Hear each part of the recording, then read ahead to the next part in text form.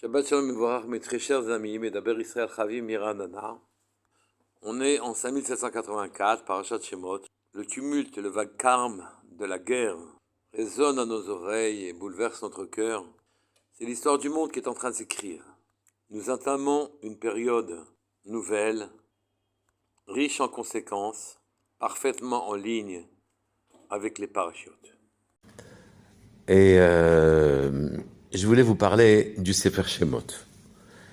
On peut dire à propos du Sefer Shemot, il y a un Rambam, soit à la fin de Bereshit, soit au début de Shemot, un Ramban, qui nous dit qu'en vérité, le temps du monde fini et défini commence. Jusqu'à présent, toutes les possibilités étaient ouvertes. L'histoire pourrait prendre n'importe quelle route. Mais l'histoire est écrite dans le Sefer Bereshit. Désormais, toutes les routes sont tracées.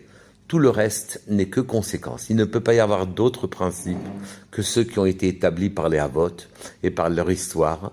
Et désormais, l'histoire ne fait que se réduire à ce qui a été fait dans le Sefer Bereshit et ce qu'il manque pour nous amener à Mashiach.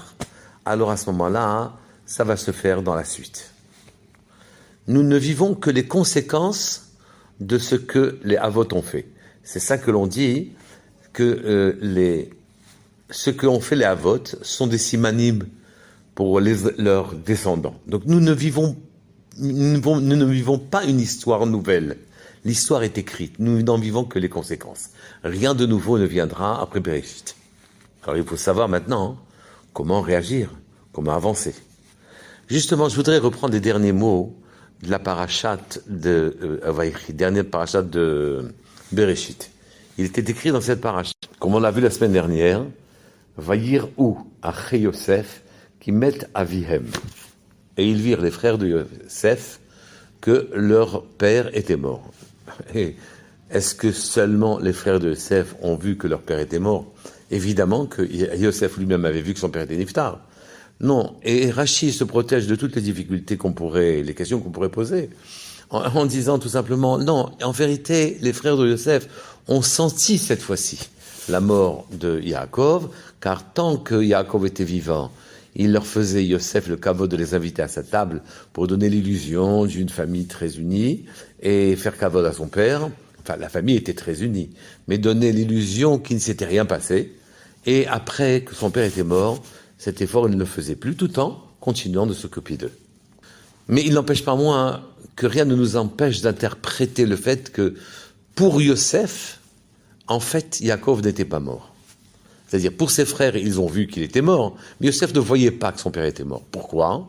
Ça aussi, on l'a expliqué la semaine dernière, puisque il est écrit dans le pasuk Ve'ani datati lecha Shchem echad al achecha asher lakachti miyad haemori becharbi ou bekashti.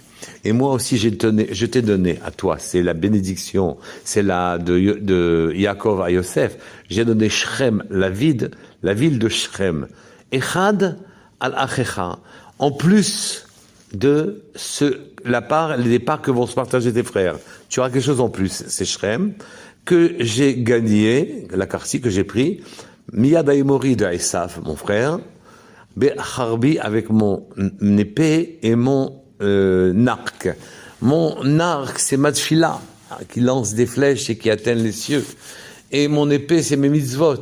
Grâce à mon comportement, j'ai pris la Bechora, la Keuna, la prêtrise et le droit d'aînesse à mon frère. Et à mes bonnes actions, j'ai pris aussi les brachot. Donc effectivement, j'ai pris, je te donne ce que j'ai pris par mon action à mon frère. Et on comprend maintenant les mots Shrem, que Natati lecha Shrem, Echad alachecha, un sur tes frères, c'est pas normal de s'exprimer comme ça. Il veut dire qu'en vérité, Shrem ne fait pas allusion ici Shrem ne fait pas allusion à la ville, mais à l'épaule. Je t'ai donné Shrem Echad, une épaule de plus qu'à tes frères, tu seras pour toi l'aîné, tu seras pour eux, excusez-moi, l'aîné, tu seras pour eux l'homme qui apportera la bracha sur terre. Chaque homme vient sur terre pour laisser une trace lumineuse. Il est hors de question de passer sur Terre, de faire de notre vie quelque chose d'inutile, où finalement on passe notre temps soit à travailler pour se nourrir, soit à travailler pour recevoir son kavod, statut social, etc. Yosef est là pour prendre la place de son père après sa mort. Et il lui a légué en quelque sorte ses propres qualités qu'il a acquis par son travail. Il était Yosef, un surcroît, un surplus. Son nom n'est pas un nom, il veut dire surcroît. Il a succédé en quelque sorte, il a pris la suite, il est la suite de Yaakov, et donc de la même manière que Yaakov avait une particularité, sur lui est écrit dans le début de la paracha, de Vaïchi, c'est Vaïchi Yaakov Beres Misraïm, en pleine terre d'Égypte, dans l'endroit où il n'y a aucune perception de la divinité, lui il a vécu là-bas. Il a ouvert un canal dans lequel, en pleine conscience, on pouvait sentir et percevoir Hachem. C'est ce que dit Rashi quand il dit Nistemu. Quand on dit Vaïchi, il a vécu 17 ans là-bas, hein, et Rashi dessus dit Nistemu. Pourquoi cette paracha, elle est stouma, qu'elle est quasiment reliée sans aucun espace avec la paracha précédente? Elle est stouma fermée, car se sont fermés les yeux et se sont fermés le cœur des Bnei Israël, avec la mort, avec la disparition de Yaakov. Yaakov, c'était lui qui permettait aux yeux de voir Hachem. Yaakov, c'était lui qui permettait au cœur de percevoir et de ressentir Hachem. Les gens, toute personne sur terre est là pour ouvrir son canal, ouvrir un plan de spiritualité particulière, ouvrir une vision du monde, ouvrir les yeux et le cœur du monde.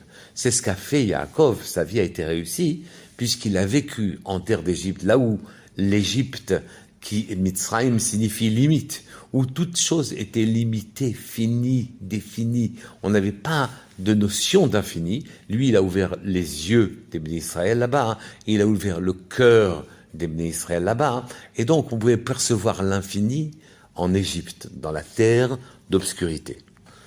Nous aussi, nous sommes en galoute. Nous n'en sommes pas sortis. Avec Shemot commence la galoute, puis la délivrance d'Égypte, mais en vérité, c'est le prototype de toutes les galoutes que nous vivons. Nous sommes dans l'obscurité, et se sont éteintes les lumières avec la disparition d'Yaakov. Nous sommes les Bnei Yaakov. Nous ne pouvons pas faire de notre vie une vie plate, pleine totalement anodine, pleine de platitude, où finalement tout notre temps qui nous est imparti, toutes nos corottes, toutes nos forces, toutes nos capacités, sont réduits à des aspirations extrêmement basses, où au bout du compte, on ne vit que pour travailler, manger, boire, faire ses plaisirs, répondre aux besoins du corps, et puis, par nos enfants, transmettre les valeurs auxquelles qu'on n'a pas développées soi-même. Là, beaucoup de gens vivent une vie totalement inutile sur le plan spirituel. Il faut passer du plan matériel, qui est très séduisant, qui a sa propre logique, et qui sécrète même des conséquences qui sont loin d'être désagréables, soit en plaisir, soit en kavod, soit en réussite, soit en compréhension même. Et donc ce plan-là, hein, qui est satisfaisant à beaucoup d'égards, hein, n'est qu'un plan matériel, qui a sa logique. Nous devons passer sur le plan spirituel. Comment passer au plan spirituel? Nous l'avons appris toujours dans Bereshit, à propos de Yaakov Avinu, qui quand il est descendu dans la galoute, qu'il a quitté ses parents, fuyant Esav qui voulait le tuer, et qu'il est allé chez Lavan, là-bas c'est marqué qu'il a mis, il a pris, Avnei Amakom, Merashotav. Il a pris les pierres de l'endroit, il a mis autour de sa tête. Les pierres de l'endroit, Hamakom, c'est aussi un don d'Hachem. C'est comme s'il avait été écrit là-bas, il a pris les pierres d'Hachem. Et les pierres d'Hachem, il a mis autour de sa tête. Et quand il a mis autour de sa tête à ce moment-là, hein, sa perception des choses, sa vision des choses, a pu s'éclairer en mettant les pierres d'Hachem. C'est quoi les pierres d'Hachem? C'est les pierres avec lesquelles il a construit le monde. Or, le monde est écrit et le monde a été construit dans la Torah. On dit que la Torah est le plan du monde. Il a regardé dans la Torah et il a créé le monde, Akadosh Baruch Hu. Et donc, en mettant autour de notre tête les mots de Torah et en ayant conscience de leur sens, en essayant d'en percevoir, d'en percer la signification profonde, à partir de ce moment-là, ces mots-là nous permettent d'accéder au plan supérieur, d'accéder au plan spirituel, de monter plus haut que la pure logique et de passer l'attraction de la pesanteur terrestre pour pouvoir voler comme un aigle vers